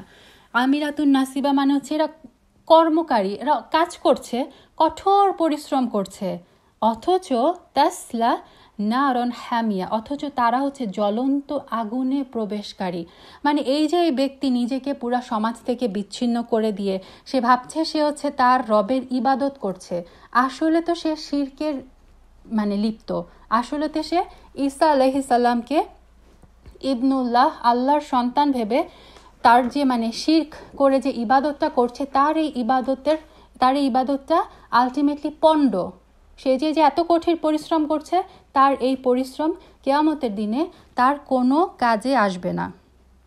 তারা ভাবে যে তারা মুক্তির পথ খুঁজছে, কিন্তু আসলে তারা সঠিক পথেই পায়নি। এখন ধরেন আমি একটা জায়গায় ডেস্টিনেশনে যাওয়ার জন্য একটা হাইওয়ে দিয়ে আমার যেতে হবে, আমি যদি ভুল হাইওয়ে নেই, আমি ওই হাইওয়েতে যতক্ষণই চলতেই থাকলাম, যত সুন্দর গাড়িতেই আমি চড়ি, যত পরিশ্রমই আমি করি, আমি কিন্তু আলটিমেটলি আমার ডেস্টিনেশনে পৌঁছাবো না। তার মানে আল্লাহ আজ্জা ওয়াজালের কাছে পৌঁছানোর জন্য, জান্নাতে পৌঁছানোর জন্য আমার যে রাস্তা, যে সিরাতাল মুস্তাকিম, সেই সিরাতাল মুস্তাকিমে না থেকে অন্য ভ্রান্তির পথে থেকে শিরকযুক্ত বিদআতযুক্ত ইবাদত আমি যতই করি না কেন, আল্লাহ আজ্জা ওয়াজাল ক্লিয়ারলি বলে দিলেন, আল্লাযিনা দাল্লা সায়ুহুম ফিল হায়াতি দুনিয়া, তাদের এই দুনিয়ার সমস্ত প্রচেষ্টা পণ্ড হয়ে গেছে। অনেকে আছে আমরা বাংলাদেশে দেখি যে মাজারে সিন্নি চড়ায়, মাজারে চাদর চড়ায়, তারা ভাবে তারা আউলিয়ার সম্মান করছে। তারপরে ঈদে মিলাদুন্নবী করে বলে যে তারা ইশকে রাসুল সাল্লাল্লাহু আলাইহি সাল্লামকে এত ভালোবাসে যে ঈদে মিলাদুন্নবী করে, তারা ইশকে রাসুলের পরিচয় দিতে চায়। সুবহানাল্লাহ। কিন্তু তারা বুঝতে পারে না এই যে তারা ভুল পথে চলছে, এটা আলটিমেটলি তাদেরকে জাহান্নামের পথে নিয়ে যাচ্ছে। তো আল্লাহর দিন হচ্ছে এক, ইসলাম। ইন্না দিনা ইনদাল্লাহিল ইসলাম। এবং আল্লাহর পথে যাওয়ার যে সঠিক রাস্তা সেটাও হচ্ছে একটা, তাওহীদ আর সুন্নাহর উপর প্রতিষ্ঠিত যেই রাস্তা। 105 নম্বর আয়াতে আল্লাহ আযজা ওয়া জাল বলছেন, উলাইকা আল্লাযীনা কাফারু, এরা হচ্ছে সেই সমস্ত লোক যারা কুফরি করেছে, অস্বীকার করেছে, বিআয়াতি, নিদর্শন সমূহকে, রব্বিহিম, বিআয়াতি রব্বিহিম, তাদের রবের যে আয়াত, তাদের রবের যে নিদর্শন, তাদেরকে তারা অস্বীকার করেছে। ওয়ালিকাইহি, তাদের রবের সাথে যে তাদের সাক্ষাৎ হবে কিয়ামতের দিনে, এটাকেও তারা অস্বীকার করেছে। ফা, অতঃপর, হাবিতাত, তাদের মানে নিষ্ফল হয়ে গেছে আমালুহুম, তাদের এই যে আমল। যেহেতু তারা আল্লাহকে অস্বীকার করেছে, যেহেতু তারা আল্লাহর তাওহীদকে অস্বীকার করেছে, আল্লাহর আয়াতের যে বিধান, যে শরীয়তি বিধান, সেগুলোকে অস্বীকার করেছে, সে কারণে তাদের সমস্ত আমলগুলো হচ্ছে নিষ্ফল হয়ে গেছে। ফালা নুকিমু লাহুম ইয়াউমাল কিয়ামাতি ওয়াজনা, অতঃপর আমরা তাদের জন্য কিয়ামতের দিনে কোনো ওজন স্থাপন করব না। এটার মানে হচ্ছে, একে তো তাদের মনে হচ্ছে তারা অনেক ভারী ভারী আমল করছে, তারা সারা রাত জেগে ইবাদত করছে, তারা সিয়ামের পর সিয়াম রাখছে, কিন্তু হয়তো সেই সিয়াম শুরু হচ্ছে বেদাত দিয়ে, শেষ হচ্ছে বেদাত দিয়ে। তো তাদের ধারণা তাদের আমল নামা অনেক ভারী। আল্লাহ আযজা ওয়া জাল বললেন কিয়ামতের দিনে তাদের এই সমস্ত আমলগুলো কিয়ামতের ওজনের পাল্লায় এই আমলগুলোর কোনো ওজনই থাকবে না। মানে তাদের এই আমলগুলো আল্লাহ আযজা ওয়া জাল গ্রহণ করবে না, কারণ আমরা জানি আল্লাহ আযজা ওয়া জাল তার সাথে শিরক মিশ্রিত কোনো ইবাদত গ্রহণ করবেন না। আমাদের আকিদা যে বলি, আকিদা শব্দটা আক মানে হচ্ছে বন্ধন, এবং আকিদার বন্ধনকে বলা হয় মানে সবচেয়ে বড় বন্ধন। সহি আকিদার উপর যদি মানুষ থাকে, তাহলে পুরা পৃথিবীর মুসলিমকে একত্রে বেঁধে রাখতে পারে এই সহি আকিদা। আমরা জানি না যে বলা হয় যে ইন্নামাল মুমিনুনা ইখওয়া, সমস্ত মুমিনরা হচ্ছে ভাই ভাই। তো কখন এই ভ্রাতৃত্ব বা কখন এটা টিকে থাকবে, যখন হচ্ছে সমস্ত মুসলিমরা হচ্ছে সহি আকিদার উপরে টিকে থাকবে। যখন মানুষ সহি আকিদা থেকে বিচ্যুত হয়ে যায়, তখন মানুষের মধ্যে যে শিরক, কুফরি, বিদাত এগুলো ঢুকে যায় এবং তাদের আমলগুলো আলটিমেটলি নিষ্ফল হয়ে যায়। রাসূল সাল্লাল্লাহু আলাইহি সাল্লামের একটা হাদিসে এসেছে যে কিয়ামতের দিন একজন খুব মোটাসোটা, দীর্ঘদেহী, মোটাসোটা একজন স্থূলকায় ব্যক্তিকে নিয়ে আসা হবে। আল্লাহর কাছে তার মাছির ডানার সমপরিমাণও তার ওজন হবে না। মানে হচ্ছে ওই যে এমন এক ব্যক্তি যে অনেক আমল করত, এবং রাসূল সাল্লাল্লাহু আলাইহি ওয়াসাল্লাম বর্ণনা দিয়েছেন সে নিজে দীর্ঘকায়, তার ওজনও ছিল বেশি, কিন্তু তাকে যখন ওই মিজানের পাল্লায় আল্লাহর কাছে তার ওজন হবে একটা মাছির ডানার চেয়েও ক্ষীণ। মানে আল্লাহর কাছে তার এই আমল কোনো ওজন নাই, এই আমলের কোনো মূল্য নাই। যালিকা জাযাউহুম জাহান্নাম, তাদের প্রতিদান হচ্ছে জাহান্নাম, বিমা কাফারু, কেন? তাদের অস্বীকৃতির কারণে। ওয়াত্তাখাযু, এবং তারা গ্রহণ করেছে আয়াতি, আমার নিদর্শনকে, ওয়া রুসুলি, এবং আমার রসুলদেরকে, হুজুয়া, বিদ্রূপ রূপে। তারা আমার রসুলকে, আমার আয়াতকে তারা হাসি তামাশার বিষয় বানিয়ে ফেলেছে। ইন্নাল্লাযিনা আমানু ওয়া আমিলুস সালিহাত, নিশ্চয়ই যারা ঈমান এনেছে এবং যারা সৎকর্ম করেছে, কানাত লাহুম জান্নাতুল ফিরদাউসি নুজুলা, তাদের জন্য আপ্যায়ন রূপে, তাদের মেহমানদারির জন্য রয়েছে জান্নাতুল ফিরদাউস, ফিরদাউসের বাগানে তাদের জন্য আতিথেয়তার ব্যবস্থা করা হয়েছে। আল্লাহুম্মা জাআলনা মিনহুম, আল্লাহ যেন আমাদেরকে তাদের অন্তর্ভুক্ত করেন। ফিরদাউস হচ্ছে জান্নাতের সর্বোচ্চ স্তর। ফিরদাউস হচ্ছে আল আলা এবং আল ওয়াসাত। আলা মানে হচ্ছে ফিরদাউস হচ্ছে সর্বোচ্চ স্তর, হাইয়েস্ট, এবং ওয়াসাত মানে হচ্ছে ফিরদাউস হচ্ছে মাঝখানে। একটা জায়গা থেকে সবচেয়ে ভিউ কোন জায়গা থেকে সবচেয়ে ভালো বলেন তো? সবচেয়ে বেস্ট প্লেস যেটা হবে সবচেয়ে উপরে এবং মাঝখানে। ধরেন একটা উপরে কিন্তু সাইডে, তাহলে কিন্তু আপনি পুরো জিনিসটা দেখতে পারবেন না। টোটাল ভিউর জন্য আপনার লাগবে হচ্ছে হাইয়েস্ট প্লেস এবং মিডলে, ফেরদৌস হচ্ছে ওয়াসাত, মিডলে, এবং ফেরদৌস হচ্ছে হাইয়েস্ট। সো এবং বলা হয় যে ফেরদৌসের উপরেই হচ্ছে আল্লাহ আজ্জা ওয়াজালের আরশ। সো ফেরদৌসই হচ্ছে জান্নাতের সর্বশ্রেষ্ঠ লেভেল, এবং খুব অল্প সংখ্যক মানুষ, আল্লাহ তাআলার কিছু চোজেন পিপল যাবে জান্নাতুল ফেরদাউসে। এবং ফেরদৌসের বর্ণনা দিতে গিয়ে আল্লাহ আজ্জা ওয়াজাল বলেছেন যে ফেরদৌস এমনভাবে সাজানো হয়েছে যেটা মানুষের কোনো চোখ কোনো দিন দেখেনি এবং কোনো হৃদয় কোনো দিন কল্পনাও করেনি। এই যে জান্নাতের অনেক বর্ণনা আমরা এদিক সেদিক থেকে যে পাই, জান্নাতে তাজরিমিন তাহতিয়াল আনহার, জান্নাতে ঝর্ণা থাকবে, জান্নাতে এই ফল থাকবে, এই যে জান্নাতের যত বর্ণনা পাই এগুলো ফেরদৌসের না, এগুলো হচ্ছে জান্নাতের অন্যান্য লেভেলের। ফেরদৌসের বর্ণনাটা আল্লাহ আজ্জা ওয়াজাল বলেননি, কারণ আল্লাহ বলেছেন এটা মানুষের অন্তর কল্পনাও করতে পারে না। ফেরদৌস হচ্ছে, কিন্তু মুফাসসিরগণ বলেছেন ফেরদৌস আল্লাহর চোজেন কিছু মানুষের জন্য, অল্প সংখ্যক মানুষের জন্য। এবং জান্নাতটাকে মুফাসসিরগণ বলেছেন একটা পিরামিডের মতো যদি আমরা চিন্তা করি, যে একদম নিচের লেভেলে কি পিরামিড আস্তে আস্তে উপর দিকে সরু হতে থাকবে। সো জান্নাতের ব্যাপারটা হচ্ছে এরকম, ফেরদৌসে থাকবে সবচেয়ে অল্প সংখ্যক মানুষ এবং আল্লাহর খাস বান্দারা, এবং নিচের দিকে মানে যত নিচের লেভেলে মানুষ হচ্ছে মানে বেশি, আস্তে আস্তে উপরের দিকে যত উঠতে থাকবে মানুষের সংখ্যা কমতে থাকবে। তারপর মুফাসসিরগণ বলেছেন তাহলে এই আয়াতে আল্লাহ আজ্জা ওয়াজাল কেন ফেরদাউসের কথা বললেন? কোরআনে আল্লাহ বারবার ফেরদাউসের কথা বলেছেন অনেক জায়গায়, সূরা মুমিনুনে আমরা দেখি যে মুমিনদের বর্ণনা দিয়ে আল্লাহ বলেছেন যে আল্লাযিনা ইয়ারিসুনাল ফেরদৌস, ফেরদৌসের তারা উত্তরাধিকারী। তো মুফাসসিরগণ বলেন কারণ ফেরদৌসে যারা যাবে তারাও কিন্তু তাদের যে স্পেশাল কোনো আমল থাকবে তা কিন্তু না, তারা যে কোনো সিক্রেট কোনো আমল করবে তা কিন্তু না, তাদের আমলের বৈশিষ্ট্য এইটাই, আমানু ওয়া আমিলুস সালিহাত, ঈমান আনবে এবং সৎ কাজ করবে। তাদের আমল কোয়ালিটি দিয়ে না, কোয়ান্টিটি দিয়ে না, তাদের আমলটা হচ্ছে কোয়ালিটি দিয়ে। সালমান আল ফারিসি তাবেঈনদের উদ্দেশ্য করে বলেছিলেন যে আবু বকর যে বেস্ট লেভেলের, মানে রাসূল সাল্লাল্লাহু আলাইহি ওয়াসাল্লামের পরে যে জান্নাতে প্রবেশ করবে আবু বকর রাদিয়াল্লাহু তাআলা আনহু, তিনি যে এই যে এত উতরে গেলেন, তিনি কিন্তু তোমাদের যে আমল যে খুব বেশি করে গেছেন মানে সংখ্যার দিক থেকে তা না, তিনি উতরে গেছেন তার আমলের কোয়ালিটি দিয়ে। সো মানুষ আমল করতে করতে করতে করতে একটা সময় তার আমলের কোয়ালিটিটাও সেরকম হয়ে যায় যে তার আমল সে এহসান, যেটা হচ্ছে ইমানের সর্বোচ্চ স্তর, সে এহসানের পর্যায়ে মানুষ যখন উন্নীত হয়ে যায় তখন হচ্ছে মানুষ জান্নাতুল ফেরদৌসে যেতে পারে। আল্লাহ আজ্জা ওয়াজাল যেন আমাদের সবাইকে জান্নাতুল ফেরদৌসের অধিবাসী করেন, আল্লাহুম্মা আমিন।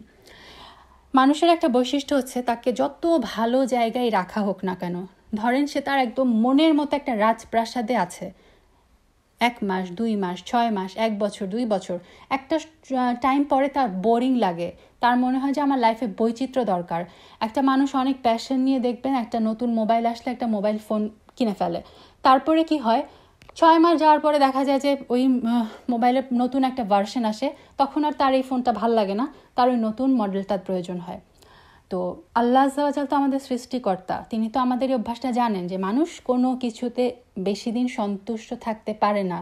কিন্তু জান্নাতের ব্যাপারটা হবে, আল্লাহ আজ্জা ওয়াজাল বলে দিচ্ছেন 108 নম্বর আয়াতে, খালিদিনা ফিহা, তারা সেখানে চিরস্থায়ী হবে, কিন্তু তারা বোর হবে না, তারা জান্নাত থেকে বের হয়ে যেতে চাবে না, তাদের মনে হবে না জান্নাতে আমার বোরিং লাগছে, আমি একটু অন্য কোথাও থেকে ছুটি কাটায় আসি, না, লা ইয়াবগুনা আনহা হিওয়ালা, তারা সেখান থেকে স্থানান্তর হতে চাবে না। মানুষের কখনো মনে হবে না যে জান্নাতে আমার বোরিং লাগছে, আমি একটু অন্য জায়গা চাই। তো ক্লিয়ারলি আল্লাহ এটাও বলে দিলেন যে দুনিয়াতে যদিও মানুষ তুমি এক জায়গায় বেশিক্ষণ তোমার ভালো লাগে না, তোমার ব্রেকের দরকার হয়, নতুনত্বের প্রয়োজন হয়, জান্নাতে মানুষের কখনো সেই বিরক্তি আসবে না।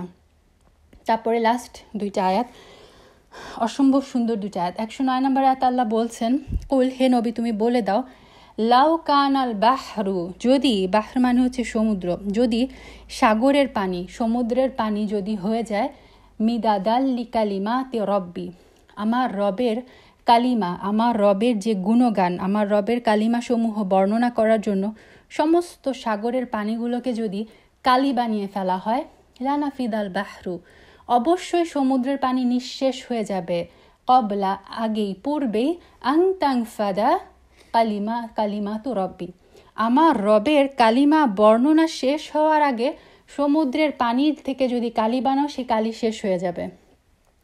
ওয়ালাও, এবং তারপর যদি জি না বিমিসলিহি মাদাদা, তারপরে এই মানে কালি তো শেষ হয়ে গেল, সো হেল্পের জন্য, সাহায্যের জন্য তুমি যদি আবার এই সমান পরিমাণ সমুদ্র দিয়ে আবার কালি বানিয়ে নিয়ে আসো, সেই সমুদ্র, সেই কালিও শেষ হয়ে যাবে। আমার রবের কথা, আমার রবের কালিমা বলে শেষ করা যাবে না। অলমোস্ট সিমিলার প্রিন্সিপালে সূরা লুকমানে আল্লাহ আযজা ওয়া জাল বলেছিলেন যে জমিনের সব গাছ যদি কলম হয় এবং সাগর আর তারপরে আরও 7 সাগর কালি হিসেবে যদি যুক্ত করা হয়, তবুও আল্লাহর বাণী নিঃশেষ হবে না। নিশ্চয়ই আল্লাহ মহাপরাক্রমশালী এবং হিকমতওয়ালা। তার মানে এই দুইটা আয়াত থেকে আমরা বুঝি যে পৃথিবীর সমস্ত গাছকে যদি কলম বানানো হয়, পৃথিবীর সমস্ত সমুদ্রকে যদি কালি বানানো হয়, আমার রবের কালিমা বলে শেষ করা যাবে না। কুল, হে নবী তুমি বলে দাও, ইন্নামা শুধুমাত্র আমি, ইন্নামা আনা নিশ্চয়ই আমি তো শুধুমাত্র বাশার, বাশার মানে হিউম্যান বিং, মানুষ, আমি তো শুধুমাত্র মানুষ, মিথলুকুম তোমাদের মতো, আমি তোমাদের মতোই একজন মানুষ। অনেকে দাবি করে রাসূল সাল্লাল্লাহু আলাইহি সাল্লাম হচ্ছে নূরের তৈরি, মানে অনেক ভালোবাসতে বাসতে রাসূল সাল্লাল্লাহু আলাইহি সাল্লামকে মানে ওই যে সব কিছুরই এক্সট্রিমিটি যেমন ভালো না, একটা গ্রুপ আছে তারা বলে যে রাসূল সাল্লাল্লাহু আলাইহি সাল্লাম হচ্ছে আল্লাহ নূরের তৈরি, নাউজুবিল্লাহ। এখানে আল্লাহ ক্লিয়ারলি বলে দিলেন রাসূল সাল্লাল্লাহু আলাইহি সাল্লামকে যে হে নবী তুমি বলে দাও আমি তোমাদের মতোই মানুষ, তবে পার্থক্য কি, ওহি করা হয় ইলাইয়া আমার প্রতি, তোমাদের মতো মানুষ, কিন্তু পার্থক্যটা হচ্ছে আমার উপর ওহি করা হয়, আন্নামা যে ইলাহুকুম ইলাহু ওয়াহিদ, তোমাদের রব হচ্ছে, তোমাদের ইলাহ হচ্ছে একমাত্র আল্লাহ, যেটা হচ্ছে আমাদের কোরআনের বলেন আমাদের ইসলামের যে মূল ভিত্তি, লা ইলাহা ইল্লাল্লাহ, আল্লাহ ছাড়া সত্য কোনো ইলাহ নাই। এই আয়াতে সূরা কাহাফের লাস্ট আয়াতে আল্লাহ আযজা ওয়া জাল বলে দিচ্ছেন যে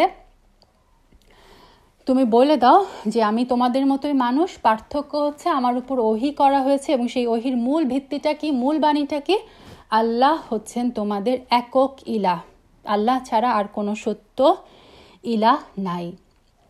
রাসূল সাল্লাল্লাহু আলাইহি সাল্লাম হাদিসে বলেছেন যে তোমরা যেমন ভুলে যাও আমিও ভুলে যাই, তো সালাতে আমি যদি ভুলে যাই, নামাজে যদি আমি ভুল করি, তোমরা আমাকে স্মরণ করিয়ে দিও।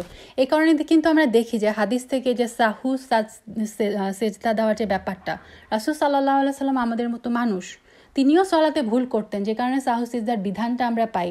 সো কোনো মানে এই কথা যেন আমরা মনে না করি যে রাসূল সাল্লাল্লাহু আলাইহি সাল্লাম মানুষের ঊর্ধ্বে, তারও ফিলিংস ছিল, তিনিও সন্তান হারিয়ে আমাদের মতো কেঁদেছেন, তিনিও একদম নর্মাল মানুষের মতো, তারও সংসার ছিল, স্ত্রী ছিল, তিনিও বাজারে যেতেন, সব মানে বাজার করতেন, খাওয়া দাওয়া করতেন, সব কিছু। পার্থক্য হচ্ছে তিনি হচ্ছেন রাসূলুল্লাহ, তিনি হচ্ছেন আল্লাহর নবী যার উপরে ওহী করা হয়। অতঃপর ফামান কানা ইয়ারজু লিকা রাব্বিহ, অতঃপর যদি যে চায়, ইয়ারজু মানে কামনা করা, যে চায় তার রবের সাক্ষাৎ পেতে, মানে যে কিয়ামতের দিনে তার রবের সাক্ষাৎ পেতে চায়, সে কি করে, সে যেন ফালইয়ামাল আমালান সালিহা, সে যেন সৎ কর্ম করে, সে যেন নেক আমল করে,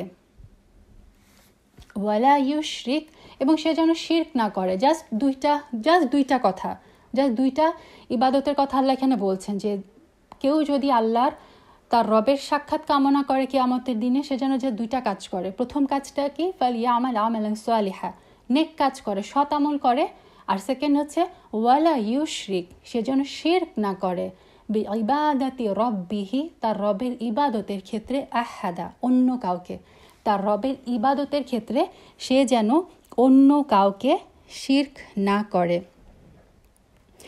রাসূল সাল্লাল্লাহু আলাইহি সাল্লাম বলেছেন একটা হাদিসে যে আমি তোমাদের সম্পর্কে যে বিষয়ে সবচেয়ে বেশি আশঙ্কা করি সেটা হচ্ছে ছোট শিরক। এবং তখন সাহাবায়ে কেরামরা জিজ্ঞেস করলেন, ইয়া রাসূলুল্লাহ ছোট শিরক কি? তিনি বললেন রিয়া। তার মানে আরেকটা বর্ণনা এসেছে, আরেক তিরমিজির হাদিসে এসেছে যে কিয়ামতের দিন আল্লাহ তাআলা যখন বান্দার কাজকর্মের প্রতিদান দেবেন, তখন যারা রিয়া করত তাদেরকে আল্লাহ আযজা ওয়া জাল ডেকে বলবেন, তোমরা তোমাদের কাজের প্রতিদান নেয়ার জন্য তাদের কাছে যাও যাদেরকে দেখানোর উদ্দেশ্যে তোমরা কাজ করেছিলে, তারপর দেখো তাদের কাছে তোমাদের জন্য কোনো প্রতিদান আছে কিনা, কেননা আল্লাহ শরীকদের শরিকানা থেকে সম্পূর্ণ ও অমুখাপেক্ষী। মানে দুনিয়াতে কখনো কখনো দেখা যায় যে একজন মানুষ হয়তো অনেক সাদাকা করছে, অনেক সাদাকা দিচ্ছে, অনেক ভালো আমল করছে, কিন্তু তার উদ্দেশ্য হয়তো লোকের বাহবা পাওয়া, লোকে আমাকে ভালো বলবে, লোকে আমাকে দানবীর বলবে, লোকে বলবে দেখো সে হাফেজ, লোকে বলবে দেখো সে কত দান করে। তা আল্লাহ আজ্জা ওয়া জাল এই ধরনের মানুষকে ডেকে বলবে, তুমি যাদের কাছ থেকে বাহবা পাওয়ার জন্য তুমি এই কাজগুলো করেছো, আজকে তুমি তাদের কাছে যে তোমার এই ইবাদত, তোমার এই কাজের প্রতিদান চাও, কারণ তুমি আমার কাছে প্রতিদান চাওনি। তুমি, তোমার উদ্দেশ্য ছিল লোকে তোমাকে ভালো বলবে, লোকে তোমার সম্মান করবে, সো আজকে তুমি তাদের কাছে যেয়ে তোমার সেই সম্মান চাও। তো আমাদের খুব সাবধান থাকতে হবে এই যে শিরক থেকে। আমাদের অনেক সময় আমরা জেনে বুঝে, মানে অনেক সময় আমরা বুঝিও না, আমাদের কথার মধ্যে শিরক ঢুকে যায়, আমাদের কাজের মধ্যে শিরক ঢুকে যায়। রাসূল সাল্লাল্লাহু আলাইহি ওয়াসাল্লাম আবু বকর রাদিয়াল্লাহু তাআলা আনহুকে বলেছিলেন যে যদি তুমি কখনো ভয় পাও যে তোমার কাজের মধ্যে রিয়া ঢুকে যাচ্ছে, তখন এই দোয়াটা পড়ো, আল্লাহুম্মা ইন্নী আউযু বিকা আন উশরিকা বিকা ওয়া আনা আলামু আল্লাহুম্মা ইন্নী আউযু বিকা আন উশরিকা বিকা ওয়া আনা আলামু আস্তাগফিরুকা লিমা লা তাআলাম, মানে হে আল্লাহ, আমি এমন বিষয় থেকে, মানে শিরক থেকে মুক্তি চাই যে ব্যাপারে আমি জানি এবং যে ব্যাপারে আমি না জানি। অনেক কিছু আমি জানিও না, না জেনে বুঝেও আমি অনেক সময় সেই ছোট শিরকগুলা করে ফেলি, সেগুলা থেকে আল্লাহ আজ্জা ওয়া জাল যেন আমাদেরকে পানা দেন, আল্লাহ আজ্জা ওয়া জাল যেন আমাদেরকে রক্ষা করেন। কোরআনের এই সূরা কাহাফের এই লাস্ট আয়াতটাকে তাফসীরকারগণ বলেছেন যে ইবাদত, আমল, মানুষের আমল কবুল হওয়ার যে দুইটা শর্ত, এই দুইটা শর্ত এই আয়াতে বলা হয়েছে। আমলে সোয়ালেহ মানে হচ্ছে সুষ্ঠু আমল, হচ্ছে নবী সাল্লাল্লাহু আলাইহি সাল্লামের দেখানো তরিকায় করা। আরেকটা হচ্ছে শিরক, আল্লাহ আজ্জা ওয়া জালের সাথে শিরক না করা, মানে তাওহীদের ভিত্তিকে প্রতিষ্ঠা করা। তার মানে আমি যে কোনো ইবাদতই করি না কেন, যদি সালাত ধরি যে আমি সালাত পড়ব আল্লাহর জন্য নবীর দেখানো তরিকায়, তার মানে আমি যে ইবাদতই করব খেয়াল রাখবো যে আমার নিয়তটা হবে আমি ইবাদত করছি আল্লাহর উদ্দেশ্যে, আল্লাহর জন্য, এবং আমার তরিকা হবে হচ্ছে রাসূল সাল্লাল্লাহু আলাইহি সাল্লামের দেখানো সুন্নত অনুযায়ী। তাহলে ইনশাআল্লাহ আমাদের আমলগুলো আল্লাহ আজ্জা ওয়া জালের দরবারে কবুল হবে এবং এটা হচ্ছে জান্নাত পাওয়ার শর্ত। তো আলহামদুলিল্লাহ সূরা কাহাফের আমরা যদি একটু মানে সামারিটা দেখি, যে সূরা কাহাফ শুরু হয়েছিল আল্লাহ আজ্জা ওয়া জালের প্রশংসা দিয়ে এবং শেষেও আমরা দেখলাম 109 নম্বর আয়াতে আল্লাহ আজ্জা ওয়া জালের প্রশংসা দিয়ে শেষ হচ্ছে। কোরআনকে বারবার এখানে গুরুত্ব দেওয়া হয়েছে। প্রথম আয়াত থেকে আনজালা আলা আবদিহিল কিতাব, মানে যে কিতাব, কোরআনের যে গুরুত্ব, এবং শেষেও ওই যে কোরআনের যে গুরুত্ব, এবং মাঝখানেও আমরা দেখেছি যে রাসূল সাল্লাল্লাহু আলাইহি সাল্লামকে উদ্দেশ্য করে বলা হয়েছে যে উতলু মা উহিয়া ইলাইক, তোমার উপর যা ওহী করা হয়েছে সেটা তেলাওয়াত করো। জান্নাত জাহান্নামের বর্ণনা দিয়ে কোরআন সূরা কাহাফের প্রথম দিকে শুরু হয়েছিল, শেষেও আমরা আবার জান্নাত জাহান্নামের বর্ণনা পেলাম। এবং মেইন একটা থিম বারবার ঘুরে ফিরে আমরা এই সূরা কাহাফে দেখেছি যে মানুষের লাইফটা হচ্ছে ফুল অফ ট্রায়াল। প্রতিনিয়ত হচ্ছে মানুষকে কোনো না কোনো পরীক্ষার মধ্য দিয়ে যেতে হয়। যেমন প্রথমে আমরা আসহাবের কাহাফের ঘটনায় দেখলাম তাদেরকে ইমানের ফিতনায় তারা পড়েছিল, তাদেরকে ইমানের পরীক্ষা দিতে হয়েছিল। সেকেন্ড যে গ্রুপটা দেখলাম তাদেরকে মালের পরীক্ষা নেওয়া হয়েছিল। মুসা খিদির আলাইহিস সালামের ঘটনায় দেখেছি জ্ঞানের পরীক্ষা নেওয়া হয়েছিল, এবং লাস্টে যুলকারনাইনের ঘটনায় আজকে আমরা দেখলাম ক্ষমতা, প্রতিপত্তির যে মালের যে ফিতনা, মালের যে পরীক্ষা, সেটা। তো আমাদের প্রত্যেকটা মানুষকে প্রতিনিয়তই কিন্তু এই ফিতনাগুলোর মধ্য দিয়ে আমরা যাই। আমরা সূরা কাহাফ থেকে এটা শিখলাম যে যে কোনো ফিতনা দিয়ে যাই না কেন আমাদেরকে সর্বাবস্থায় আল্লাহর উপর তাওয়াক্কুল রাখতে হবে, এবং রাসূল সাল্লাল্লাহু আলাইহি ওয়াসাল্লামের দেখানো মানে যে পথ, আল্লাহর শরীয়তের পথে যদি থাকে তাহলে কি হবে, মানুষ এই ফিতনাগুলো থেকে ইনশাআল্লাহ রক্ষা পাবে। এবং এই সূরা কাহাফ থেকে আমরা আরেকটা জিনিস শিখি যে ভালো সব কিছু আল্লাহর প্রতি, আল্লাহর সাথে কানেক্ট করা, এবং খারাপ সব কিছু নিজের দিকে কানেক্ট করা। যেমন এটা আমরা মুসা আলাইহিস সালাম আর খাজির আলাইহিস সালামের ঘটনা থেকে দেখি যে উনি যখন ওই যে নৌকাটা যখন ফুটা করে দেওয়ার ঘটনাটা, উনি যখন মুসা আলাইহিস সালামকে ঘটনা বর্ণনা করছিলেন যে আমি নৌকাটা ফুটা করলাম এই জন্য, উনি বলেছিলেন আমি ফুটা করলাম, আমি ফুটা করতে চাইলাম। দেখেন এটা একটা খারাপ কাজ মনে হচ্ছিল প্রকৃতপক্ষে, উনি কিন্তু এটা বলেন না যে আল্লাহ বলেছেন ফুটা করতে আমি করেছি, উনি বলেন আমি চাইলাম ফুটা করতে। বাচ্চাটাকে হত্যা করার বর্ণনা আসলো, তখন উনি বললেন যে আমরা চাইলাম, এখানে উনি নিজের উপর নিলেন যে আমরা চাইলাম যে এই বাচ্চাটাকে মানে হত্যা করে এই বাচ্চাটার জায়গায় এর চেয়ে ভালো একজন কাউকে দিতে। কিন্তু লাস্ট ঘটনায় যখন উনি বললেন যে এই দেয়ালের নিচে এরকম কি এই 2টা ইয়াতিম ছেলের জন্য যে তাদের যে কাংস, তাদের যে কি বলে খাজানা রয়েছে, এইটার ক্ষেত্রে উনি বললেন যে আল্লাহ চেয়েছেন যে তারা এই বাচ্চাগুলো বড় হবে, তাদের এই খাজানাগুলো বের করবে। তার মানে ভালো কোনো কিছু অ্যাট্রিবিউট করি আমরা আল্লাহর সাথে, খারাপ কোনো কিছু কখনো আমরা আল্লাহর সাথে অ্যাট্রিবিউট করি না। এটাও আমরা সূরা কাহাফ থেকে শিক্ষা পাই। ইনশাআল্লাহ যে ঘটনা, এটা আগেও বলেছে যে ইনশাআল্লাহর সাথে সূরা কাহাফের একটা বিশাল মানে রিলেশন আছে। আরেকটা যে থেম আমরা যে শিক্ষাটা পাই, যে মুসলিম হিসেবে অনেক কিছু আমাদের জীবনে যখন কিছু হয়, আমরা অনেক সময় আমাদের মনে হয় যে এটা আমার সাথে হচ্ছে কেন, বা এটা আপাত দৃষ্টিতে আমার চোখে খারাপ, আমার মনে হয় যে এটা একটা বিশাল ক্যালামিটি, এটা একটা বিশাল বিপদ, একটা বিশাল ফিতনা। কিন্তু আমাদের যদি তাওয়াক্কুল থাকে আল্লাহর উপরে, সর্বাবস্থা একজন মুমিনের বিশ্বাস থাকতে হবে আমার সাথে যাই ঘটছে না কেন এর পেছনে ভালো কিছু আছে। এই বিশ্বাসটা আল্লাহ আজ্জা ওয়াজালের উপর আমাদেরকে রাখতেই হবে, যেটা আমরা ওই মুসা আল্লাহ সাল্লাম, খাজির আল্লাহ সাল্লামের ঘটনা থেকে কিন্তু এটা গতদিন আমরা মানে বিস্তারিত আলোচনা করেছি, যে বাচ্চাটাকে হত্যা করা হলো, বাচ্চার বাবা মা কিন্তু তখন চিন্তাও করতে পারেনি যে এই বাচ্চাটা বড় হয়ে তাদের ক্ষতির কারণ হতো বরং। তো আমাদের লাইফে যাই কিছু হোক না কেন আল্লাহ আজ্জা ওয়াজালের উপর ভরসা রাখতে হবে যে এটাই আমার জন্য বেস্ট, এবং আল্লাহ আজ্জা ওয়াজালের ডিসিশনই হচ্ছে বেস্ট ডিসিশন। মুফতি মেঙ্গের একটা কথা দিয়ে শেষ করি। মুফতি মেঙ্গ বলেন যে আমরা যখন কোনো কিছু একটা প্ল্যান করি, তারপর সেই জিনিসটা যখন হয়ে যায়, আমরা আমাদের প্ল্যান অনুযায়ী আমি বলি আলহামদুলিল্লাহ। কিন্তু যখন জিনিসটা আমি যেভাবে প্ল্যান করি সেভাবে না হয়, তখন আমি 2 বার বলি আলহামদুলিল্লাহ আলহামদুলিল্লাহ। কারণ আল্লাহ আজ্জা ওয়াজাল, আমার দৃঢ় বিশ্বাস যে এই যে আল্লাহ আজ্জা ওয়াজাল যেটা করেছেন সেটাই হচ্ছে আমার জন্য বেস্ট। সো এটার জন্য আলহামদুলিল্লাহ। এবং আমি যেটা চেয়েছিলাম সেটা অপেক্ষাকৃত আমার জন্য খারাপ হতো, সেটা আল্লাহ আজ্জা ওয়াজাল আমার জীবনে হতে দেন নাই, সেটার জন্য আরেকবার আলহামদুলিল্লাহ। তো একজন মুমিনের তাওয়াক্কুল হবে আল্লাহ আজ্জা ওয়াজালের উপরে সেরকম, যেইটাই ঘটুক না কেন আলহামদুলিল্লাহ আলা কুল্লি হাল, সর্বাবস্থায় আল্লাহ আজ্জা ওয়াজালের উপর আমাদেরকে মানে সুধারণা রাখতে হবে। যতটুকু বললাম এর মধ্যে ভালো কিছু যদি বলে থাকি সম্পূর্ণরূপে সেটা আল্লাহ আজ্জা ওয়াজালের পক্ষ থেকে, যদি ভুল কিছু বলে থাকি সেটা আমার নাফসের এবং শয়তানের পক্ষ থেকে। আল্লাহ আজ্জা ওয়াজাল যেন আমাকে ক্ষমা করে দেন। সুবহানাকা আল্লাহুম্মা বিহামদিক আশহাদু আল্লা ইলাহা ইল্লা আনতা আস্তাগফিরুকা ওয়া আতুবু ইলাইক। সুবহান রাব্বিকা রাব্বিল ইজ্জাতি আম্মা ইয়াসিফুন ওয়া সালামুন আলাল মুরসালিন আলহামদুলিল্লাহি রাব্বিল আলামিন। আল্লাহু আকবার কাবীরা ওয়া আলহামদুলিল্লাহি কাসীরা ওয়া সুবহানাল্লাহি বুকরাতা ওয়া আসীলা। আসসালামু আলাইকুম ওয়া রাহমাতুল্লাহি ওয়া বারাকাতুহু।